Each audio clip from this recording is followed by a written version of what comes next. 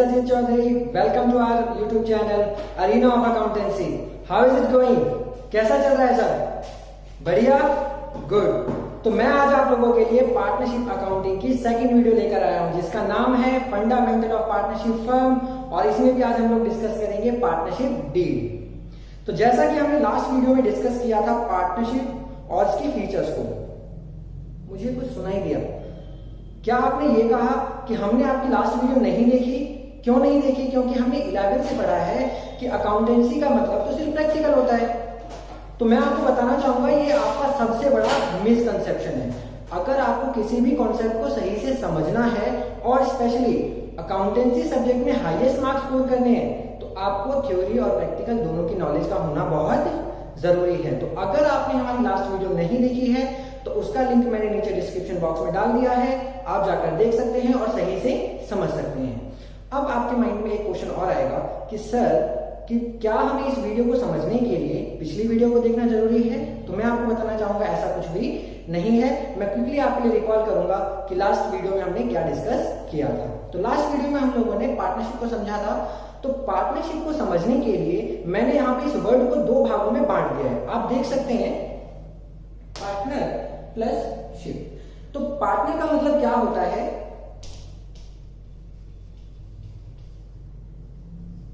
साथी। आपको पता है कि हमें किसी भी काम को आसान करने के लिए साथी की जरूरत होती है। फिर चाहे वो आपका स्कूल में बेंच पार्टनर हो, जिसके साथ आप बेंच शेयर करते हैं, इंफॉर्मेशन शेयर करते हैं और टाइम पास करते हैं। फिर चाहे वो आपका प्रोजेक्ट पार्टनर है, जो आपकी प्रोजेक्ट बनाने में हेल्प करता है, या फिर वो आपका गेमिंग पार्टनर। आजकल आप लोग गेम भी बहुत खेलते हैं। तो अब आपको समझ में आया पार्टनर का मतलब क्या होता है। सेकंड थिंग यहाँ पर क्या है? शिप। और ये तो खैर आपको पता ही होगा, शिप का मतलब होता है जहाज। जहाज में हम लोग क्या करते हैं? एक साथ मिलकर ट्रेवल करते हैं। तो यहां पर हमें ट्रेवल नहीं करना, हमें यहां साथ मिलकर बिजनेस करना है। तो अब आपको समझ में आ गया होगा, जब दो या दो से ज्यादा लोग साथ मिलकर किसी बिजनेस को चलाते हैं तो उसे हम क्या बोलते हैं? पार्टनरशिप। तो पार्टनरशिप बिजनेस को सही तरीके से चलाने के लिए पार्टनर्स अपने बीच में एक समझौता करते हैं, और ये समझौता दो तरीके का हो सकता है, ओरल भी हो सकता है और रिटर्न भी हो सकता है। तो जो रिटर्न एग्रीमेंट होता है उसे हम लोग क्या बोलते हैं? Partnership deed. तो आइए अब हम डिस्कस करते हैं कि पार्टनरशिप डीड होता क्या है और इसमें क्या क्या एलिमेंट्स होते हैं। तो जैसा कि आपको दिख रहा होगा पार्टनरशिप डीड, मैंने इसको ज्यादा से समझाने के लिए 3 पार्ट में सब डिवाइड किया है। तो पहला पार्ट आपको दिख रहा होगा कि यहाँ पे क्या लिखा है? Return document. इसका मतलब क्या है? एक क्वेश्चन अगर ये पूछे अगर आपसे कोई कि क्या हम ओरल डॉक्यूमेंट को पार्टनरशिप डीड बोल सकते हैं, तो हमारा आंसर होगा नहीं। पार्टनरशिप डीड क्या है? Return document. अब इस रिटर्न डॉक्यूमेंट में क्या होता है? इसमें टर्म्स एंड कंडीशन होती हैं। ये कौन सी टर्म्स एंड कंडीशन होती हैं? पार्टनरशिप बिजनेस को चलाने से रिलेटेड। आ गया समझ में? आगे बढ़े तो तीसरा है यहां पर हमारा, यहां पे वर्ड दिख रहा है आपको एग्रीड बाय पार्टनर्स। का मतलब क्या है कि यहाँ पे जितने भी पार्टनर है सबका फ्री कंसेंट होना चाहिए। किसी भी पार्टनर के ऊपर किसी भी तरह का दबाव नहीं होना चाहिए। यानी यहाँ पे जो ये वर्ड है ये क्या कह रहा है?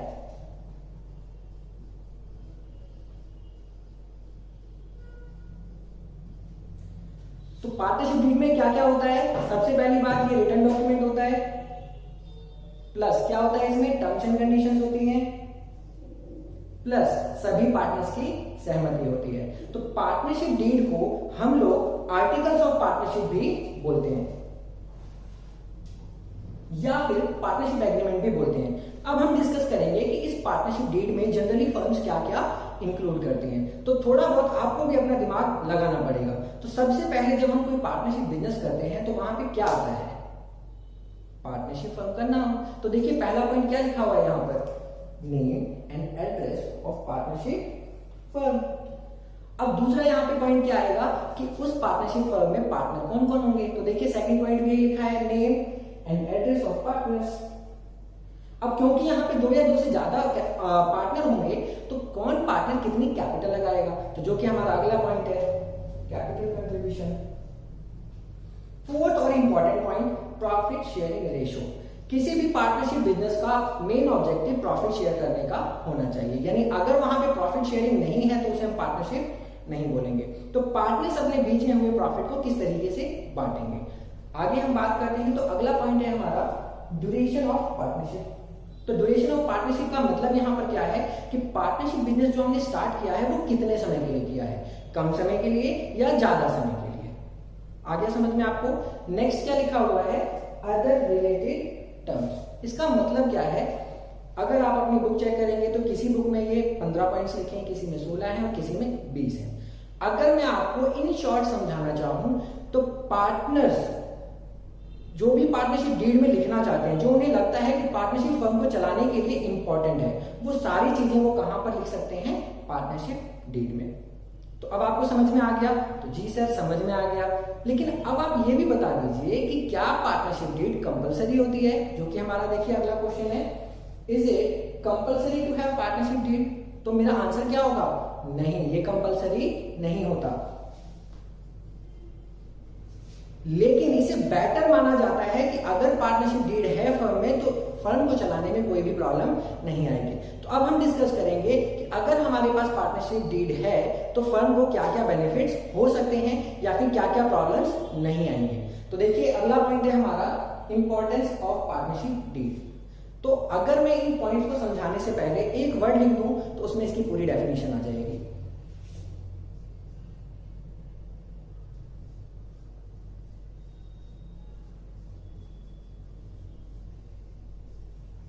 तो ये क्या है, लीगल डॉक्यूमेंट। लीगल डॉक्यूमेंट का मतलब क्या है कि आज के बाद आपको कोई भी प्रॉब्लम नहीं आएगी। तो अब बात करते हैं प्रॉब्लम जनरली आती कैसे है। तो पहला क्या है, देखो, टू सेटल डिस्प्यूट्स। यानी अगर पार्टनर्स के बीच में कोई भी झगड़ा होता है, कोई भी डिसएग्रीमेंट होता है किसी भी सब्जेक्ट मैटर को लेकर, और अगर हमारे पास पार्टनरशिप डीड है तो उसकी हेल्प से हम उनके झगड़े को निपटा सकते हैं, रिजॉल्व कर सकते हैं। अब बात करते हैं सेकंड पॉइंट की। तो देखिए लिखा हुआ है to fix duties, rights and responsibilities. आपको पता होगा कि अक्सर पार्टनर अपनी ड्यूटीज, रिस्पॉन्सिबिलिटी भूल जाया करते हैं या फिर भूल जाने का नाटक करते हैं। लेकिन अगर हमारे पास पार्टनरशिप डीड है तो हम उन पार्टनर को याद दिला सकते हैं कि आपकी ड्यूटीज क्या है, राइट्स क्या है और रिस्पॉन्सिबिलिटीज क्या है। आगे आपको समझ में। फोर्थ और थर्ड पॉइंट लिखा है to be used as an evidence in court. यानी अगर जरूरत पड़ेगी तो हम इसे कोर्ट में एविडेंस के तौर पर भी यूज कर सकते हैं। चौथा इसका सबसे बड़ा फायदा क्या है, देखिए लिखा हुआ है प्रॉपर फंक्शनिंग ऑफ बिजनेस। जैसे कि मैं इस वीडियो की स्टार्टिंग से बताता आ रहा हूं कि पार्टनरशिप बिजनेस को सही तरीके से चलाने के लिए पार्टनरशिप डीड का होना बहुत जरूरी है। यानी अगर आपके पास पार्टनरशिप डीड है तो पार्टनरशिप फर्म को चलाने में आपको कोई भी प्रॉब्लम नहीं आएगी। तो अब आपको समझ में आ गया होगा कि पार्टनरशिप डीड का होना जरूरी क्यों है। जी सर, हमें समझ में आ गया कि पार्टनरशिप डीड का होना जरूरी क्यों है। लेकिन अगर कोई पार्टनरशिप फर्म पार्टनरशिप डीड करना भूल जाए या फिर वो नहीं बनाती तो उसको क्या प्रॉब्लम आ सकती है। तो मैं आपको बताना चाहूंगा कि अगर पार्टनरशिप डीड नहीं है तो उसको चलाने में प्रॉब्लम आएंगी। और जिसको ज्यादा अच्छे से समझने के लिए मैं एक एग्जांपल लेता हूं।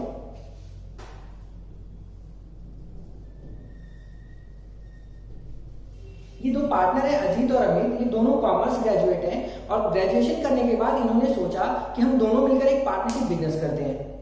ठीक है, अब ये दोनों क्या बोलते हैं कि क्योंकि हम इतने अच्छे दोस्त हैं तो हमें किसी भी पार्टनरशिप डीड की जरूरत नहीं है, हम ऐसे ही काम करेंगे। लेकिन आप लोगों ने ये भी सुना होगा कि पैसा एक ऐसी चीज है जो अच्छे से अच्छे रिलेशन को खराब कर देती है। तो चाहे ये कितने भी अच्छे दोस्त क्यों ना हो, लेकिन बिजनेस को सही तरीके से चलाने के लिए वहां पे पार्टनरशिप डीड का होना बहुत जरूरी है।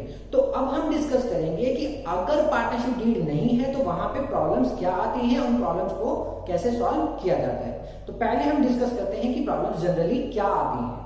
तो आइए डिस्कस करते हैं। तो अगर पार्टनरशिप डीड नहीं है, साइलेंट और एब्सेंट, तो सबसे बड़ी जो प्रॉब्लम आती है वो ये आती है शेयरिंग ऑफ प्रॉफिट, कि at the end of the year जो हमने प्रॉफिट कमाया उसको कैसे बांटा जाए, क्योंकि यहां पे कोई भी प्रोविजन नहीं है। जो दूसरी सबसे बड़ी प्रॉब्लम आती है कि जो पार्टनर कैपिटल लगाते हैं उस पर उनको कितना ब्याज मिलना चाहिए, जो कि सेकंड पॉइंट है हमारा।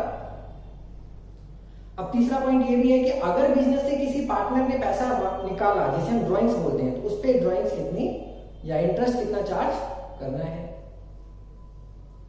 अब चौथा पॉइंट है यहाँ पे कि जो पार्टनर काम करेगा वो आपसे सैलरी या कमीशन मांगेगा। तो अगर पार्टनरशिप डीड नहीं है तो वहां पे क्या होगा, कितना दिया जाएगा, तो ये भी एक प्रॉब्लम वाला इशू है। नेक्स्ट है कि अगर किसी पार्टनर ने आपको लोन दिया है तो उस लोन पे इंटरेस्ट किस रेट से दिया जाए। इसके बाद है कि अगर आप किसी नए पर्सन को पार्टनर बनाना चाहते हैं तो उस केस में क्या प्रॉब्लम आएगी। ठीक है, तो जैसे आपके स्कूल में अगर आपकी कोई प्रॉब्लम आती है तो आप कहां जाते हो, प्रिंसिपल के पास। तो आपका जो मैटर है वो रिजॉल्व कौन करता है, प्रिंसिपल। तो सेम ऐसे ही अगर पार्टनरशिप फर्म को चलाने में कोई भी प्रॉब्लम आएगी तो हम भी कहां जाएंगे, अपने प्रिंसिपल के पास। और उनका नाम क्या बताया था मैंने आपको, इंडियन पार्टनरशिप एक्ट 1932। तो देखिए क्या लिखा हुआ है कि अगर पार्टनरशिप डीड साइलेंट है या एब्सेंट है तो उस केस में हम लोग क्या करेंगे, इंडियन पार्टनरशिप एक्ट 1932 के प्रोविजंस को फॉलो करेंगे। तो अब इसको ज्यादा अच्छे समझने के लिए हम वापस अपने एग्जांपल पे आते हैं। अजीत और अमित दोनों पार्टनर हैं, दोनों के पास पार्टनरशिप डीड नहीं है।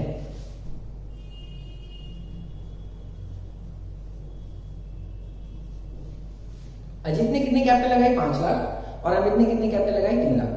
अब आप बोलेंगे सर ये क्या बात कर रहे हो आप बोल रहे हो पार्टनर है, एक पार्टनर ने ज्यादा कैपिटल लगा रखी है और दूसरे ने कम लगा रखी है। तो अमित कहता है कि भाई मेरे पास पैसा कम है लेकिन मैं काम करने के लिए तैयार हूं, यानी ये हमारा क्या है, वर्किंग पार्टनर। तो आइए डिस्कस करते हैं कि जो कॉमन प्रॉब्लम्स हैं, इन कॉमन प्रॉब्लम्स के लिए हमारे प्रिंसिपल ने क्या सॉल्यूशन किया है। एक बात मैं आपको और बताना चाहूंगा कि जो इंडियन पार्टनरशिप एक्ट 1932 है ये कोई इसका फिजिकल एग्जिस्टेंस नहीं है, ये एक लॉ बुक है। तो यहाँ पे ये जो मैटर्स आते हैं इनको रिजॉल्व कौन करता है, तो इन्हें करता है रजिस्ट्रार ऑफ फर्म्स। तो आइए डिस्कस करते हैं। तो पहली प्रॉब्लम क्या है, शेयरिंग ऑफ प्रॉफिट। अब मुझे आप बताइए कि इन दोनों ने मिलकर बिजनेस किया, at the end of the year profit भी कमाया, तो कौन पार्टनर ज्यादा प्रॉफिट की डिमांड करेगा, थोड़ा सोच के बताइए।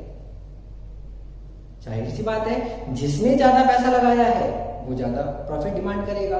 तो अगेन क्योंकि इन दोनों के पास पार्टनरशिप डीड नहीं है तो अमित मना कर देता है, नहीं ऐसी कोई बात नहीं है, मैंने काम किया है, आप ऐसे कैसे ज्यादा प्रॉफिट ले लोगे। तो अभी इन दोनों के बीच में डिस्प्यूट हुआ, मैटर कहां जाएगा, प्रिंसिपल के पास।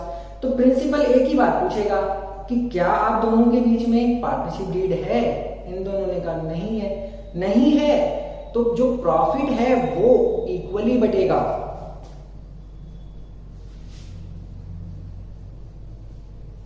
चाहे आपने कैपिटल कितनी भी क्यों ना लगा रखी हो। दूसरी बात कि यहां जो प्रॉफिट लिखा हुआ है, प्रॉफिट का मतलब प्रॉफिट ही नहीं लॉस से भी है। अब अजीत बेचारा परेशान हो जाता है, वो कहता है कोई बात नहीं, मुझे प्रॉफिट कम मिला है ना, मैंने ज्यादा कैपिटल लगा रखी है, तो इस पे मुझे क्या मिलना चाहिए, इंटरेस्ट मिलना चाहिए। यानी अब वो क्या डिमांड करता है कि मुझे क्या दो, इंटरेस्ट ऑन कैपिटल, जो कि हमारा अगला इशू है। अगेन अमित मना कर देता है, ऐसी तो कोई बात ही नहीं हुई थी हमारे बीच में। अगेन डिस्प्यूट हुआ, मैटर कहां गया, हमारे प्रिंसिपल के पास। तो इन्होंने एक ही बात पूछी, क्या पार्टनरशिप डीड है, इन्होंने कहा नहीं है। नहीं है तो किसी भी पार्टनर को इंटरेस्ट ऑन कैपिटल नहीं दिया जाएगा।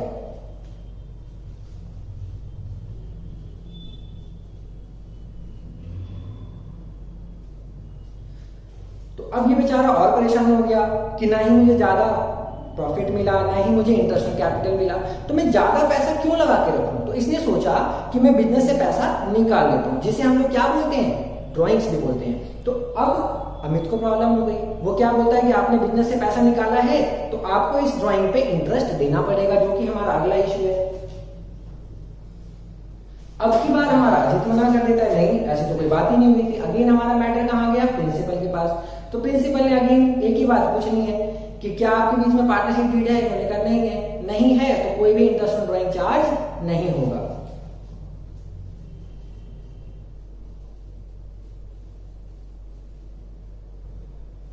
नेक्स्ट है हमारा सैलरी और कमीशन। मुझे बताइए इन दोनों में वर्किंग पार्टनर कौन है, अमित। तो जो पार्टनर काम करेगा क्या वो सैलरी या कमीशन डिमांड करेगा या नहीं करेगा, बिल्कुल करेगा। तो अब की बार अजीत मना कर देता है कि नहीं हमारे बीच में तो ऐसा कुछ डिस्कस नहीं हुआ था। तो अगेन डिसएग्रीमेंट हुआ, मैटर कहां गया, प्रिंसिपल के पास। तो प्रिंसिपल ने क्या बोला, पार्टनरशिप डीड है, इन्होंने कहा नहीं है। नहीं है तो कोई भी सैलरी या कमीशन नहीं दिया जाएगा।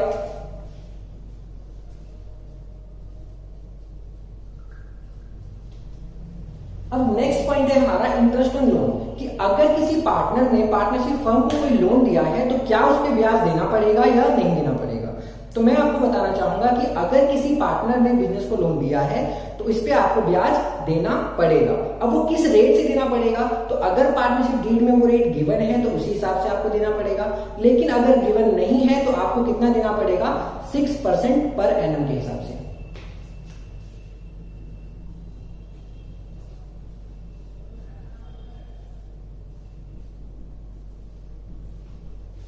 एक बात और कि जो इंटरेस्ट ऑन लोन है प्रॉफिट के केस में तो देना ही देना है, लेकिन लॉस के केस में भी आपको देना है। इसका मतलब क्या है कि आपका प्रॉफिट हुआ या नहीं हुआ, लेकिन इंटरेस्ट ऑन लोन तो आपको देना ही पड़ेगा। इसको हम अकाउंटिंग टर्म में क्या बोलते हैं, चार्ज।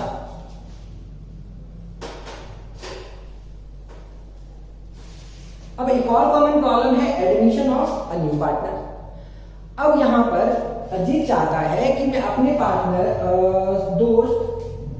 अजीत चाहता है कि मैं अपने दोस्त सुमित को पार्टनरशिप फर्म में इंक्लूड करूं। तो इसके लिए अगेन या तो पार्टनरशिप डीड में लिखा होना चाहिए या फिर दूसरे पार्टनर की सहमति होनी चाहिए। तो अगर अमित मना कर देता है तो हम सुमित को पार्टनरशिप में पार्टनर नहीं बना सकते। वैसे इसका एक अलग से चैप्टर है एडमिशन ऑफ पार्टनर, को आप आगे बढ़ेंगे। तो अगर पार्टनरशिप डीड नहीं है तो जनरली पार्टनरशिप फर्म को चलाने में क्या क्या प्रॉब्लम्स आती है, तो ये सभी प्रॉब्लम्स आती है। जी सर, अब हमें पार्टनरशिप डीड की इंपॉर्टेंस भी समझ में आ गई कि क्यों बनाई जाती है। तो अब आप हमें ये भी बता दीजिए कि क्या ये दोनों आप पार्टनरशिप डीड बना सकते हैं या नहीं बना सकते हैं। तो मैं आपको बताना चाहूंगा कि अगर कोई पार्टनरशिप फर्म पार्टनरशिप डीड बनाना भूल गई है या फिर नहीं बनाया है तो वो पार्टनरशिप डीड बना सकती है, लेकिन उसके लिए सिर्फ 2 कंडीशन है। पहली कंडीशन है कि सभी पार्टनर्स की सहमति होनी चाहिए, दूसरा कि रजिस्ट्रार ऑफ फर्म की परमिशन होनी चाहिए। आगे आपको समझ में।